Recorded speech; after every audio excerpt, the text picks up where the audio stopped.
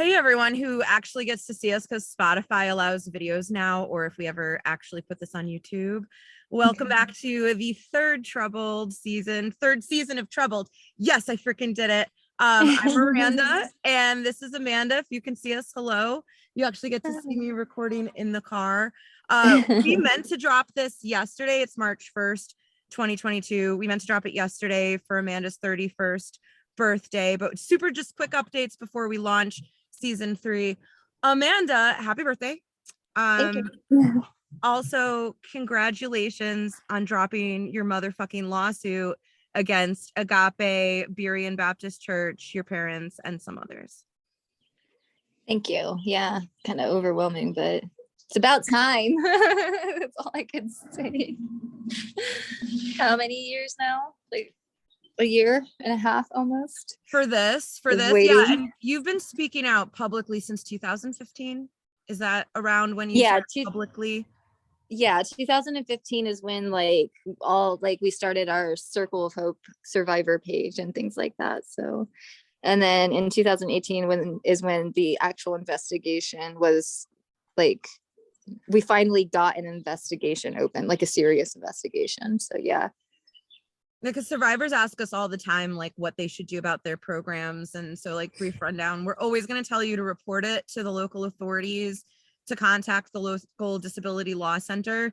And then pretty much if all the authorities, which they usually do, tell you they can't do anything, then we're going to tell you to do what Amanda and the Circle of Hope girls did, which is just get really loud and pound every platform, social media, all of the podcasts, talk to whoever you possibly can. And media wise, I'm really grateful for Judy Thomas and Laura over at the Kansas City Star and their ethical coverage and the way they've dealt with survivors. And they posted their article today with the breakdown of the lawsuit. I'll screen share so that the people who actually do get a little bit of video can see some of these highlights. I don't want to re-traumatize my friend here. You guys, anybody needs to teach me how to do all this stuff. Okay.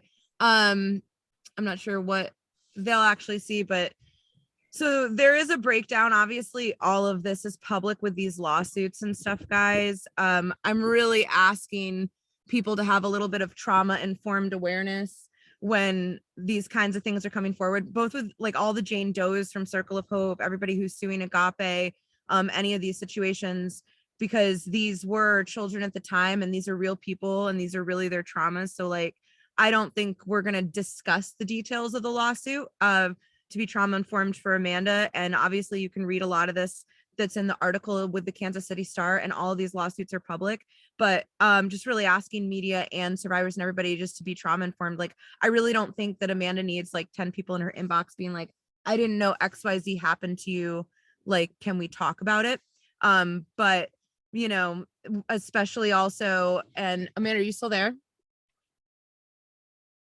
Yes, I'm still here. Sorry, I had myself muted so you could talk. Yeah, sorry to the Bogart, but this is our first statement on this. This is Amanda's first opportunity to say anything other than obviously the quotation that she gave to the Kansas City Star.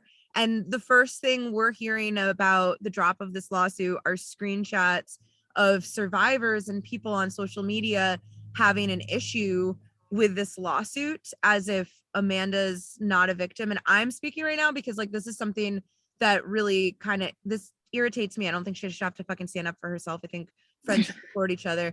I don't feel comfortable in our community because of the way that my friends are treated. And for the last couple of years, my friend here has been harassed on social media, off social media by multiple people suggesting, as they are again today, that she's not a survivor, that she shouldn't be a leader in our community, that she shouldn't even have access to justice, and also that she's responsible for the abuse that happened that her parents caused because she didn't speak up earlier and or didn't stop them when she was also a child being abused in the same facility in these same ways.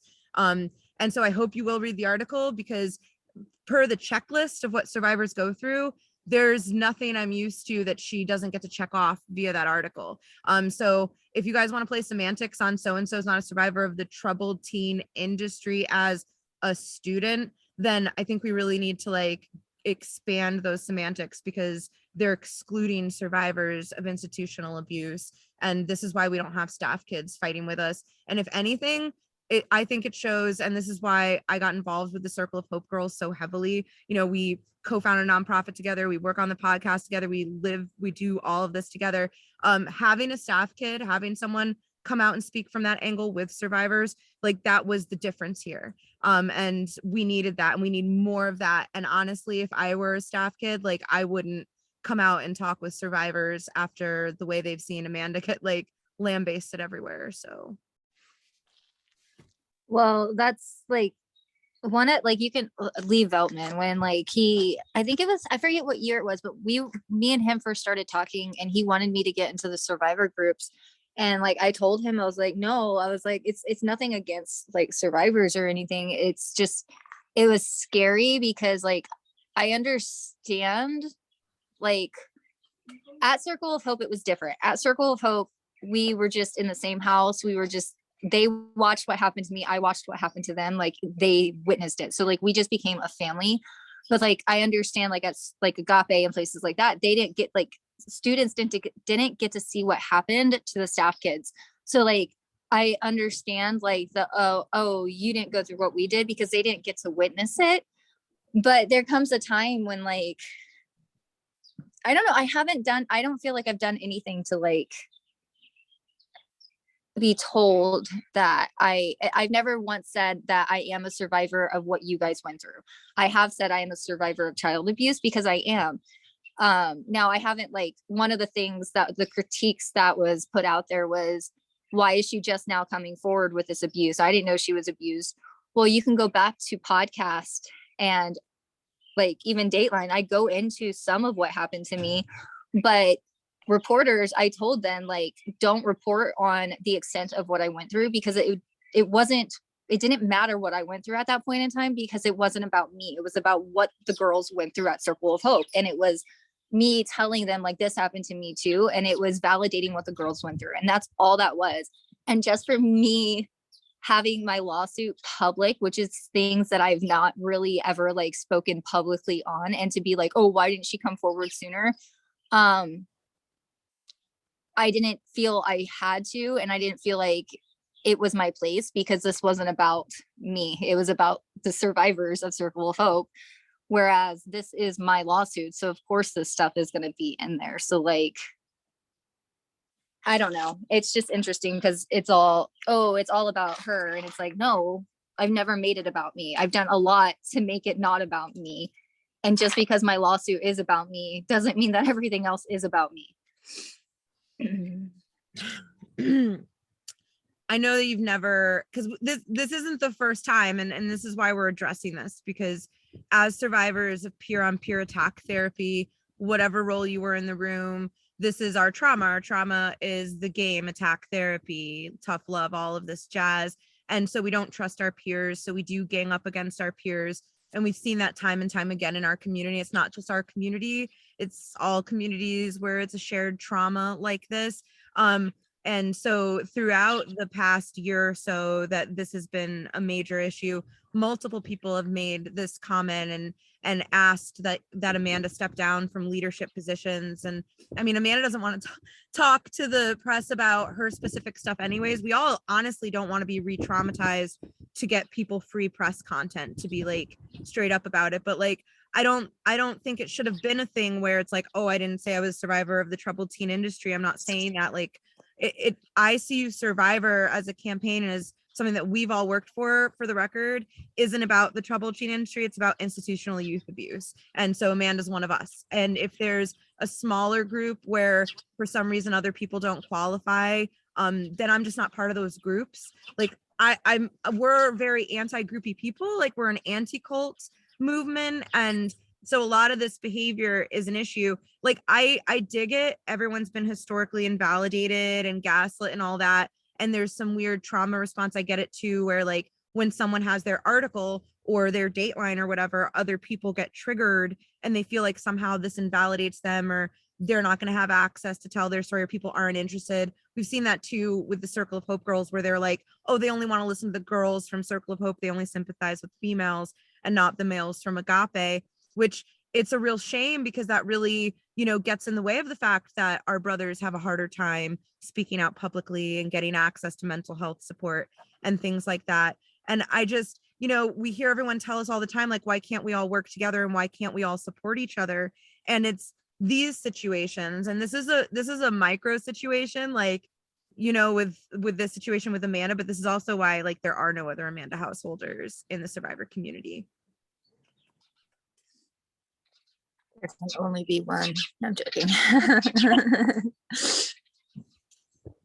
But I wish we could all find a way to work together more safely, but like, and we're going to get into it more deeply in another episode that we've planned out better, that gets into the sociology and everything that we're dealing with in our community. But attacking each other is really holding us back. Like, this idea. Well, and the thing is, like, working together does not mean that we have to talk to you every single day. Just because we're not talking every single day doesn't mean we're not working together. Like, we all have the same goal, and like, you guys need, not you guys, but like, we all need to keep that in mind. Like, we all have the same goal. So just because we're not talking every day doesn't mean that we're not working together to get the same common goal accomplished. I think our community would function really well if we just like had a bunch of tables of people who enjoy sitting together and having potlucking, and that join each other on campaigns as they come up that are relevant for each other. I love supporting other survivor groups that got stuff done, and I really, really hope that people will support Amanda's lawsuit and the rest of the work that's going to be going on in Missouri and with Agape and everything. So what's exciting about this lawsuit is, and definitely check out the Casey Star article, and we'll get more in depth with it later. I just don't want to go through re-traumatization, but Amanda's suing for being forced to do work labor in these programs and forced to participate in the abuses, as well as her own physical abuse and other kinds of abuse, that are fully laid out. And then also you have the magical opportunity of suing Agape themselves, because not only did the abuse happen on their property, but they failed to report when they were specifically told of the abuse.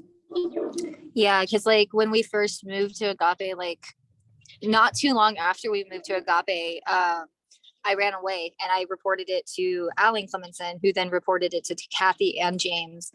And so, yeah, it's in the article what happened, but they never reported it. I was sent back home, and actually I was beaten for speaking out. We were raised on what goes on in this house stays behind this house. So and also we've spoken, I think we really cover this a lot in my first interview with you, but then also with Chanel, the stuff that was going on at Berean Baptist Church. They're also Berean. We're gonna rename them when we take them. But what, yeah. So that's a very similar situation where not only did you, of course, and we've heard that other girls, especially more near the end, tried to report to the pastors there, and we know that you guys all had contact with them after the fact, leading up to the closure, and after, to really confirm that they knew what was going on and see if they would speak out. So how does that work? And also, like, if anyone sees / listens to this that either was a Circle of Hope girl that was with the Berean stuff, or was a Berean parishioner that maybe noticed something was up with the girls, or, was aware of the cover up on the inside, like, how, like, could they get involved with this? Because I don't think that's just you with that church. I'm not sure. I'm sure they can always try to reach out and see. But yeah, no, that situation, I think I actually mentioned it. I know I mentioned it on a podcast. I don't know if it was Pieces of Victory or on the first podcast we did, but I mentioned how, like, I got, for some reason, my parents let me stay the night at this foster lady's house. Like, she had a foster kid, and she was going to adopt a child. And so, like, I told her everything that was going on, and she told the pastor. But the thing is, not long after I was kicked out, she sent her daughter to Circle of Hope. After, like, knowingly after. Her foster child or her biological? She adopted her. At that point, she had already adopted her. What is this? And then this, okay, so we already know, and if somehow you're listening to this season 3 episode and you don't, adopted kids make up a incredibly disproportionate majority of residential treatment in the US, full stop, and definitely in the troubled teen industry, especially in this Missouri religious group. You told me of stories where people were like straight up abandoned at these programs by their adopted families. Well, Rachel Kelso, but even on Circle of Hope's website, they said the majority of the students they got in were adopted kids. So I would argue that the majority of the students in the troubled teen industry are adopted or whatever, because it seems like almost everyone I talk to. I mean, it's not really, but it really seems like a lot, like the majority are adopted kids. Yeah. Or were somehow in the system. Yeah, I did see like a legit stat. I'll try to recapture it because I totally shared it on Twitter this weekend about adopted kids making up a majority, and there were numbers and data of kids in residential treatment in the US, like in general, right? Yeah. So I definitely see how that makes sense, that of course, and the TTI, you're totally right. I mean, like a majority of everyone I've spoken to, that's the case. And that's because it's like this parental abdication, right? Like they're abandoning these kids, they've given up. And I think that for people who it's not even their biological children, it's easier for them to be like, oh, I quit. Well, on Agape's website, I'd have to grab the screenshot, so I'm like paraphrasing here, but they mention RAD and is it ODD or OOD? I think it's ODD for oppositional defiance disorder. Yeah, they mentioned that they can, I don't remember if it's like cure the kid or fix the kid or what, or however, but they mentioned that. In it. Yes. And so it's like even Agape admits that they like get adopted kids and they have issues because of their trauma from being adopted. Like they already have attachment attachment issues, and it's not the child's fault. It's literally the adults in their life made poor decisions, and the kids are dealing with those circumstances. And then the adults that adopt them should know that like you're getting these kids with all of these like disorders, you're gonna have to take care of them, and you should love them, and you should know going into this. Like I don't understand why like a lot of children just get abandoned. Like it blows my fucking mind. It's like, why adopt? Like what's the point? I think it's like a white savior complex kind of a thing. And then also like, yeah, with the adults are the ones making decisions. Also like with the Kelsos, maybe not them specifically, but people that are coming from places like the Philippines, even in our country, a lot of these kids that are being abducted, in my opinion, by foster care and sent into the system, this is just poverty, and this is poverty that's been like deliberately orchestrated by systemic oppression. And that's who they're abducting and trafficking. I mean, right now, like, so if anybody cares, the Supreme Court is genuinely going to hear multiple states' issues with ICWA, which is the Indigenous Protection Act to protect kids from being sent to like white Christian homes. And so like Texas, among others, of course, is like, we don't have full access to Indigenous babies, and it's really ticking us off. And so now the Supreme Court is genuinely going to hear this. Like, and also, if anybody cares, recent news, these adoption groups, TikTok, like we're obviously fan/loathe TikTok entirely, but there's all these adoption advocates who've been really exposing these trade groups on Facebook where these women, they adopt these kids and then trade them with other people or give them away on Facebook 10 years after. They've made video blogs and they're famous YouTubers, half of these people, not half, but it's crazy. Yeah. Oh, sorry, we got sidetracked by the adoption racket because it's just really been getting me crazy. But yeah, I mean, well, to the point of like, why didn't you speak sooner? I feel like your lawsuit shows that you were trying to get help even as a child. And so this was an opportunity for you to hold the people accountable who were literally mandated reporters of child abuse, that you very specifically and very clearly reported child abuse to. Multiple times in Florida, I did at Agape, at Berean, like multiple times I tried reporting it and nothing. And so by the time I got out, one, I was relieved because I was gone and I didn't have to think about it. Obviously, I still thought about it because I had friends still there. Like Chanel was still there, Maggie was still there. And so like I clearly thought about it. but like I didn't know where to go even at that point. And it was like at that point my brother was a police officer in El Dorado Springs.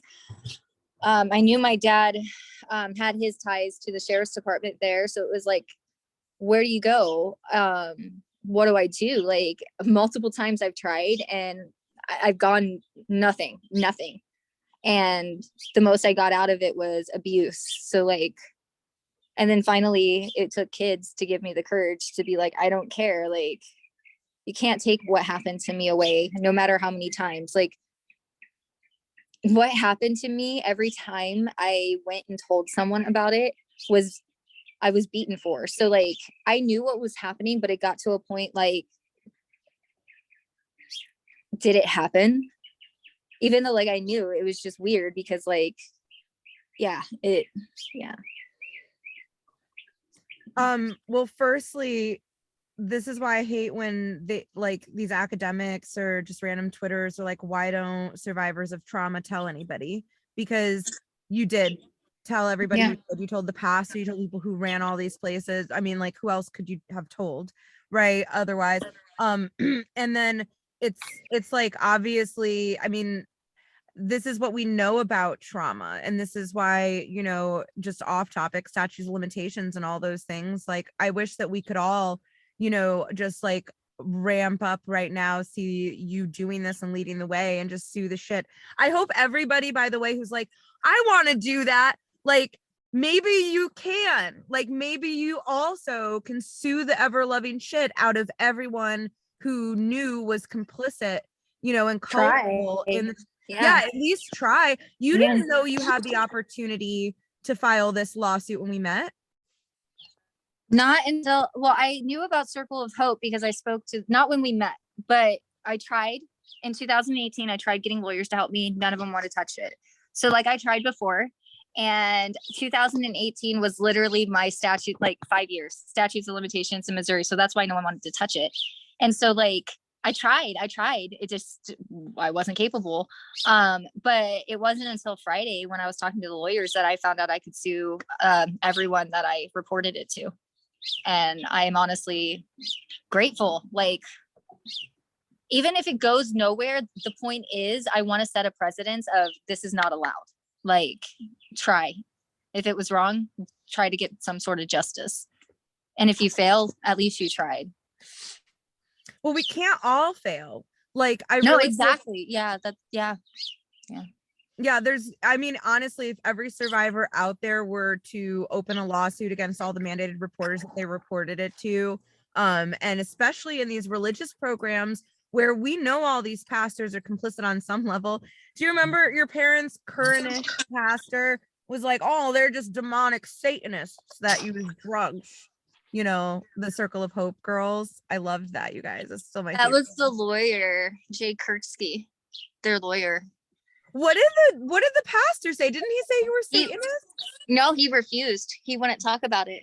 He went silent from the beginning. When that girl went in and talked to him about what she witnessed as a staff there, he just, kicked her out, not kicked her out of the church, but kicked her out of his office basically. And that one. Yeah, I'm having a Mandela effect moment where I remembered their newer pastor having written a letter, you know. Oh yes, their newest. Yeah. I forget what he said exactly, but yeah, he did write something. Yeah. So good. I forgot about that dude. Pyle, yeah. I think his name is something Pyle. It's not really Gomer Pyle, is it? No, not Gomer. I want to say Greg Pyle, but I don't think it's that. So. Okay. Yeah, with all these religious programs, like all of these are tied to a church, and like in the lawsuit, it's very clear that like they're subsidiaries of the church. You know, I think that's a lot of the case at a lot of these programs. And those, for the record, if anyone didn't know, all of those priests and whatnot are mandated reporters. So I didn't know that pastors were until I think it was 2018 when we went to Travis Hitchcock, and he mentioned that pastors were mandatory reporters. I didn't know that, but I did find out because you had mentioned in the beginning to like just try every route. The first, or I think it was the second lady to report Circle of Hope, she reported it in 2007. she went as far as to contact the postal service because of interrupting the mail and stuff. It didn't go anywhere. Like they did it, I don't know why, but they didn't do anything. But she reported it to, I think she said 13 different agencies. That's how far she went. I mean, it takes multiple times. Like, you know, like look at Liz Ionelli from the family school. Her case just closed with the CVA, like what, 26 years later, you know? Wow. And that took like doing a lift in statute of limitations so that they could all sue. And I mean, so, but I would love to see that in every state. I would love to see a CVA in every state. The Child Victims Act. I like CASA, Keep All Students Safe Act, which is against restraint and isolation in every state, as well as federally. And just the lift in the statutes of limitations. And with Agape too, there's, you know, a few other ways to go with them. I love that you are able to move forward with the Agape stuff, because that was always the goal, was to use your parents as the low hanging fruit to go all the way up the tree, because Agape spawned that whole network in Missouri. And if they're allowed to continue. If you like end up reading the lawsuit, you can see how like my parents were always abusive and torturous, but you can see how it's changed when we got to, like, the different things that Agape did at Agape that they incorporated into what they did to us. And so like you can see that Agape had a lot of influence into what my parents did.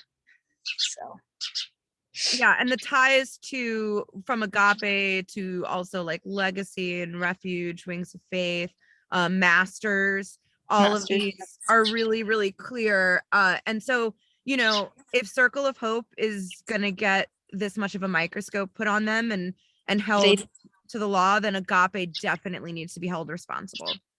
All of the spawns of Agape need a huge microscope held to them, because it's crazy how much they all, it's not crazy, but it is how much they all are similar. So yeah, they're just carbon copies of each other. And the law is now finally the law that you and the Circle of Hope girls and our whole little friends group and everybody who support it, that's gone to effect. And so now we get to see how effective HB 557 and 560 will be and how that's going to go. And I don't want to put too much on it because we're going to try to keep this short, but we need everybody to amp it up with all the programs in Missouri. Like, you have the ability to report abuse at those programs, and they are required to investigate. And there's a 3-strike law. So if you have not submitted any reports of any abuse from any position, you need to do that. And if you're staff and you haven't reported as a mandatory reporter, just like understand that these people did not think Amanda Householder was going to be suing them later, and they are. And I hope other people do the same. And so like, if you're staff and you're not reporting and you're not testifying and you're not doing all this stuff, like, I hope those kids sue you. Yeah. Anything else?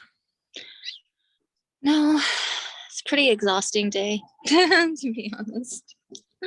It's been super exhausting. Obviously we're coming back. We'll have a weekly probably episode for you, but we just really want to cut it short on this. Happy birthday. Congratulations. Everybody who's like, I want to do that. Find a way to effing sue. Be proactive locally. There's a lot of stuff that you can support federally as well, and teams you can get involved in. And hopefully you'll connect with us at Talk Troubled everywhere, talktroubled.org. Rate us, review us, support us. Please give us all of your blessings and all of your good vibes. And we're in the fight for our lives, and it's life or death. So thank you. Bye, guys.